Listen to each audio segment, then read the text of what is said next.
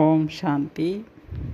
10/6/2024 சாகார முரளியின் முக்கியமான கருத்துக்கள்.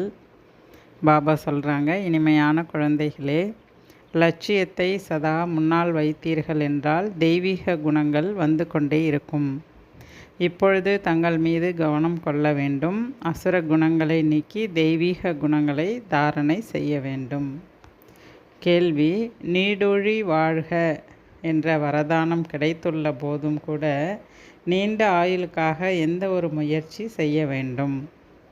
பதில்: நீண்ட ஆயுளுக்காக தமோ பிரதானத்திலிருந்து சதோ பிரதானம் ஆகும் முயற்சி செய்யுங்கள். எந்த அளவிற்கு தந்தையை நினைவு செய்கின்றீர்களோ அந்த அளவு சதோ பிரதானமாக ஆவீர்கள் மற்றும் ஆயுளும் அதிகமாகிவிடும். பிறகு மரண பயம் நீங்கிவிடும். ஏனென்றால் நினைவினால் துக்கம் தூரமாக போய்விடும். நீங்கள் மலராக ஆகிவிடுவீர்கள். நினைவினால்தான் மறைமுக சம்பாத்தியம் உள்ளது. நினைவினால்தான் பாவங்களும் அழிந்து விடுகின்றன. ஆத்மா லேசாகி விடுகிறது, ஆயுளும் நீண்டு விடுகிறது. ஆகையினால நீண்ட ஆயுள் உடையவர் ஆகணும்னா நாம் தந்தையை நினைவு செய்து தமோ பிரதானத்திலிருந்து சதோ பிரதானம் ஆயிட்டோன்னா நமக்கு மரண பயமும் நீங்கிடும், நீண்ட ஆயுளை உடையவராக மாறிடலாம் அப்படின்றார். ஓம் சாந்தி. இனிமேலும் இனிமையான ஆன்மீக குழந்தைகளுக்கு பாபா புரிய வைத்து கொண்டிருக்கிறார் மற்றும் படிப்பித்து கொண்டும் இருக்கின்றார். என்ன புரிய வைத்து கொண்டிருக்கிறார்? பாபா சொல்கிறாரு, இனிமையான குழந்தைகளே, உங்களுக்கு அதிகமான ஆயுள் தேவை. ஏனென்றால் உங்களுக்கு மிகவும் நீண்ட ஆயுள் இருந்தது. 150 வருடங்களின் ஆயுள் உங்களுக்கு இருந்தது. அந்த ஆயுள் உங்களுக்கு எப்படி நீண்ட ஆயுள் கிடைக்கிறது?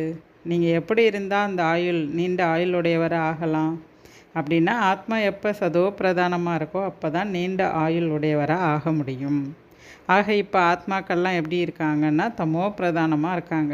அதனால் பாபா சொல்கிறாரு, நீங்கள் தமோ பிரதானத்திலிருந்து சதோ பிரதானமாக ஆவதால் ஆயுள் அதிகமாகின்றது. எப்போது தமோ பிரதானத்திலிருந்து சதோ பிரதானமாக இருக்கிறீர்களோ உங்கள் ஆயுள் மிகவும் நீண்டதாக இருந்தது. இப்பொழுது நீங்கள் மேலே ஏறி கொண்டிருக்கிறீர்கள். நாம் தமோ பிரதானம் ஆகும் பொழுது நம்முடைய ஆயுள் குறைந்து விட்டது என்பதை நீங்களும் அறிந்துள்ளீர்கள். ஆரோக்கியமும் நன்றாக இல்லை, முற்றிலும் நோயாளி ஆகிவிட்டுள்ளோம். எப்போ ஆத்மா தமோ பிரதானம் ஆகும்போது நோயாளி ஆயிடுறோம், ஆயுளும் குறைந்ததாக ஆயிடுது அப்படின்றார். இந்த வாழ்க்கை பழையது, புதியதுடன் ஒப்பிடப்படுகிறது. இப்பொழுது தந்தை நமக்கு நீண்ட ஆயுள் அமைப்பதற்கான வழிமுறைகளை சொல்லிக் கொடுக்கிறார். இனிமையான குழந்தைகளே, என்னை நினைவு செய்தீர்கள் என்றால் நீங்கள் எப்படி ஏற்கனவே சதோ பிரதானமாக நீண்ட ஆயுள் உடையவர்களாக ஆரோக்கியமானவர்களாக இருந்தீங்களோ அதே போல் மீண்டும் நீங்கள் சதோ பிரதானமாக ஆயிடுவீங்க. நீண்ட ஆயுள் உடையவர்களாக ஆரோக்கியமானவராக மாறிடுவீங்க. அதுக்கு ஒரே வழி பாபாவை நினைவு செய்யணும் அப்படின்றார். ஏன்னா எப்போ குறுகிய ஆயுள் இருக்கோ அப்போ தான் மரண பயம் வந்துட்டுருக்கும். அதனால் நீங்கள் சதோ பிரதானம் ஆயிட்டிங்கன்னா உங்களுக்கு மரண பயம் கூட நீங்கிடும் அப்படின்றார். சத்தியுகத்தில் ஒரு பொழுதும் யாருக்கும் திடீர் மரணம் ஏற்படாது அப்படின்ற உத்தரவாதமே பாபா இப்போ கொடுத்துருக்காரு. அதனால் தந்தையை நினைவு செய்து கொண்டு இருந்தீர்கள் என்றால் நீண்ட ஆயுள் வந்துடும் மற்றும் எல்லா விதமான துக்கங்களும் போயிடும் அப்படின்னு புரிய வைக்கிறார். இப்பொழுது தந்தை இவ்வாறு செய்யுங்கள் என்று குழந்தைகளுக்கு யுக்தி சொல்கிறார். உங்களுக்கு லட்சியம் முன்னாடி இருக்குது, அப்போ அந்த லட்சியத்துக்கான முயற்சி நீங்கள் செய்யணும். நீங்கள் இது போன்ற பதவியை அடைய முடியும். அதனால் இங்கேயே நீங்கள் அந்த லக்ஷ்மி நாராயணர் ஆகணும்னா இங்கேவே நீங்கள் தெய்வீக குணங்களை தாரணை செய்ய வேண்டும். அதனால் நீங்கள் உங்களுக்கு நீங்களே செக் பண்ணுங்கள், எனக்குள்ளே எந்த ஒரு அவகுணமும் இல்லை தானே அப்படின்றத நீங்களே செக் பண்ணி பாருங்கள். அவகுணங்கள் கூட அநேக விதமாக இருக்குது. இன்றைய காலகட்டத்தில் சிகரெட் பிடிக்கிறது, சீச்சி பொருளை சாப்பிட்றது, இது எல்லாமே கூட அவகுணம்தான் அப்படின்றார். எல்லாவற்றையும் விட பெரிய அவகுணம் என்னென்னா விகாரம், அதுதான் கெட்ட நடத்தை அப்படின்னு சொல்லப்படுது.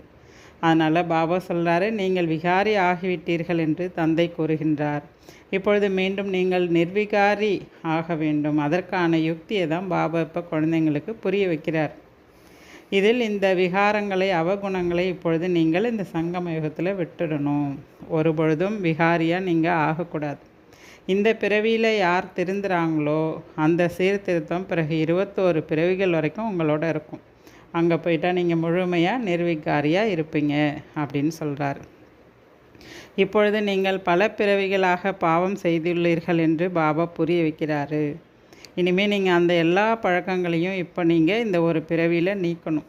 இப்பொழுது நீங்கள் உண்மையிலும் உண்மையான மகான் ஆத்மாவாக மாறணும். உண்மையிலும் உண்மையான மகான் ஆத்மா என்பது இந்த லக்ஷ்மி நாராயணர் தான். அவங்கள போல் நீங்கள் மாறணும் அப்படின்றார். ஆக இப்பொழுது நீங்கள் தந்தையை நினைவு செய்யணும் மற்றும் தூய்மையாகணும். தூய்மையாக வேண்டும் என்ற எல்லாவற்றையும் விட நல்லறிவு உங்களுக்கு தான் இப்போ கிடச்சிருக்கு. பிறகு தூய்மையாகவும் ஆகணும் மற்றும் தெய்வீக குணங்களையும் நீங்கள் கடைப்பிடிக்கணும், தாரணையில் கொண்டு வரணும் அப்படின்னு சொல்கிறார். தேவதைகளுக்கு முன்னாடி போயிட்டு மகிமை பாடிட்டு வந்தாங்க. இப்பொழுது நீங்கள் அது போல் ஆகணும்.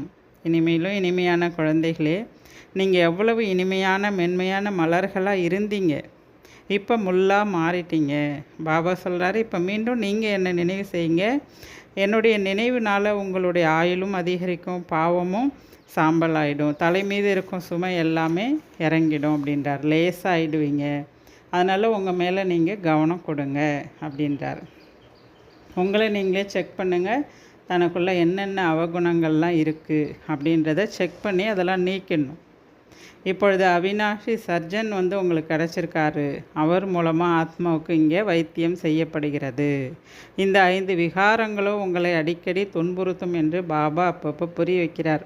நீங்கள் தந்தையை நினைவு செய்வதற்கான புருஷார்த்தம் எந்த அளவுக்கு செய்கிறீங்களோ அந்த அளவுக்கு மாயா உங்களை கீழே விழ வைக்கிறதுக்கான முயற்சி செய்யும். நீங்கள் உயர்றதுக்கு முயற்சி செய்வீங்க, மாயை உங்களை வீழ்த்துறதுக்கு முயற்சி செய்யும். மாயின் புயல் உங்களை வீழ்த்தும்.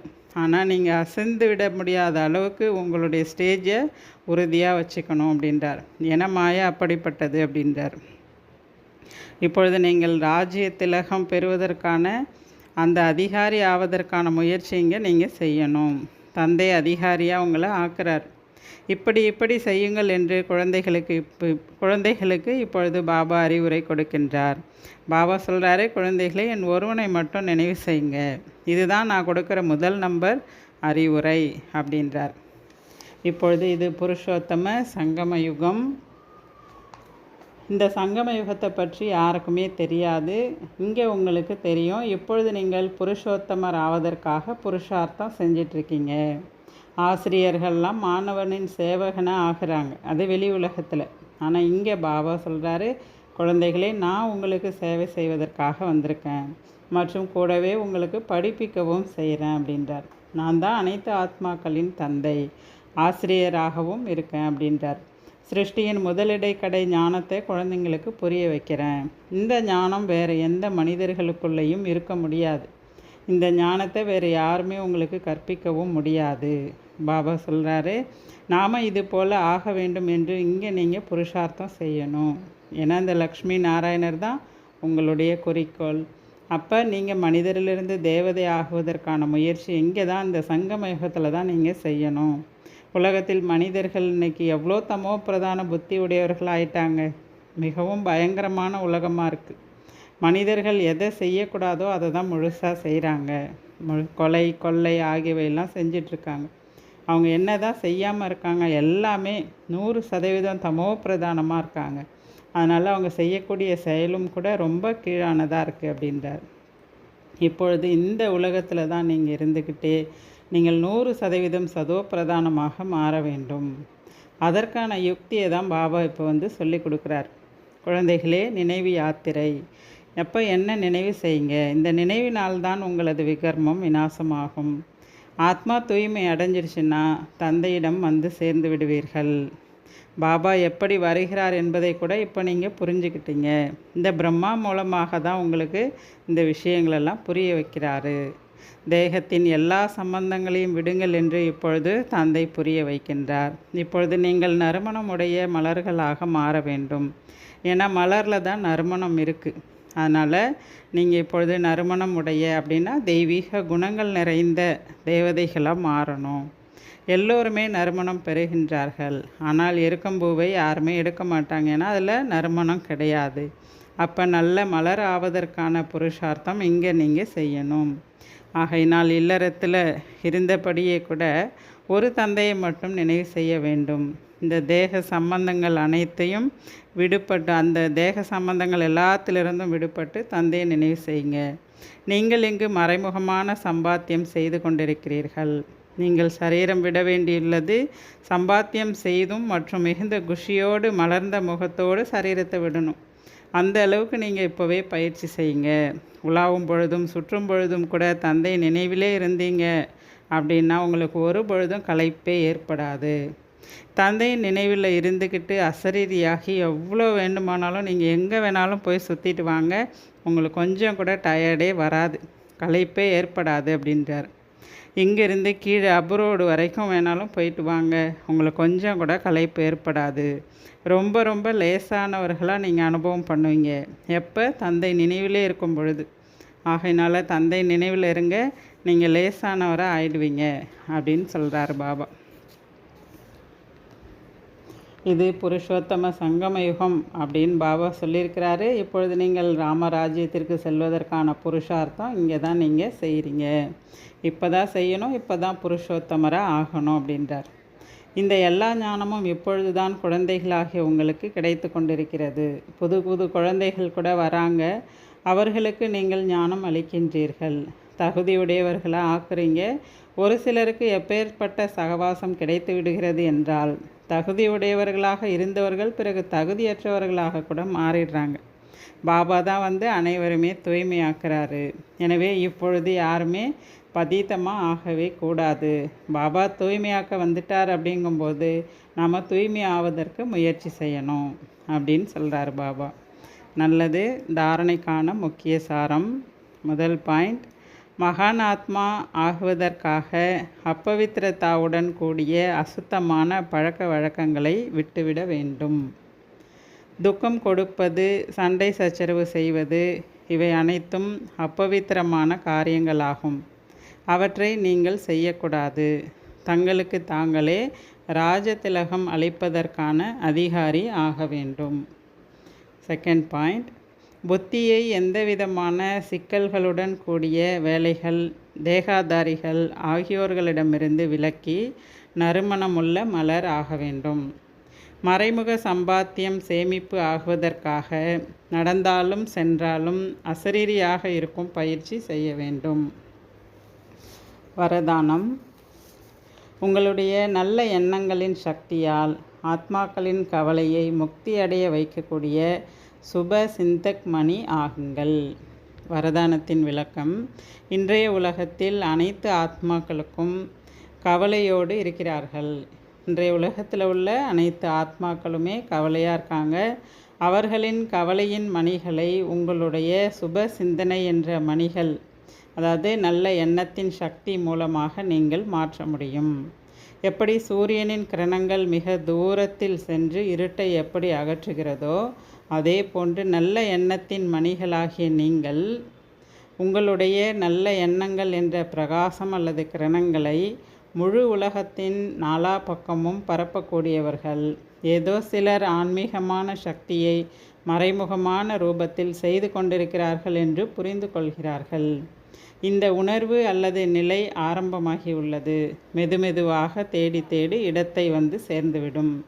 ஆகையினால உங்களுடைய நல்ல எண்ணத்தின் வைப்ரேஷனை பரவ செய்யுங்க. உங்களுடைய நல்ல எண்ணம் தான் அந்த ஆத்மாக்களினுடைய கவலையை போக்கும் அப்படின்றார். ஸ்லோகன்.